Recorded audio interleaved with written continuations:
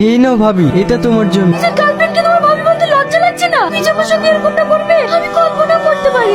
এখানে এইভাবে মন খারাপ করে বসে আছিস কেন? আর ভাবি কোথায়? তুই আমার সাথে এত বড় বিশ্বাসঘাতকতা কেন করলি বল? কি ব্যাপার তুমি এখানে? তোমার জন্য একটা খুশির খবর আছে। তোমার স্বপ্ন পূরণ হতে চলেছে। মানে? তুমি বহরমপুর মেডিকেল কলেজে চান্স পেয়েছো। ওরা তোমাকে কালকেই ডেকেছে। টাকাগুলো রাখেন, তুহিনের কলেজে দিয়ে আসি। এভাবে আর কতদিন তুমি টাকা দিয়ে যাবে? যতদিন আপনার মেয়ের স্বপ্ন আমি পূরণ করতে না পারবো। তোমাদের প্রত্যেকের উদ্দেশ্যে বলছি, আর কয়েকদিন পরেই তোমাদের ফাইনাল এক্সাম। যাদের যাদের এখনো কলেজের ফিস দেওয়া বাকি আছে, তোমরা 2 দিনের মধ্যে বকেয়া টাকা জমা করো, নইলে তোমাদের ফাইনাল এক্সামে বসতে দেওয়া যাবে না। তুই না, তোমার বাবা মা এসেছে, তোমাকে ডাকছে। কলেজে সব টাকা দিয়ে দিলে? হ্যাঁ। এতগুলো টাকা তোমরা কোথায় পেলে? সেটা জেনে তোর কোনো কাজ নেই। তুই মন দিয়ে পড়াশোনা কর, অল্প দিনে তোর এক্সাম শুরু হবে। ঠিক আছে, তুই ক্লাসে যা, আমরা এখন আসি। কি হলো? তুমি কাঁদছো কেন? আমি ডাক্তারি পড়ার পিছনে সব তোমারই হাত। তোমাকে ভালো রেজাল্ট করতে হবে। আমার সব স্বপ্ন তোমাকে পূরণ করতে হবে। তোমাকে কথা দিলাম আমি তোমার সব স্বপ্ন পূরণ করবো। আগুন নামে কি আছে? তার চিঠি আছে, এই না।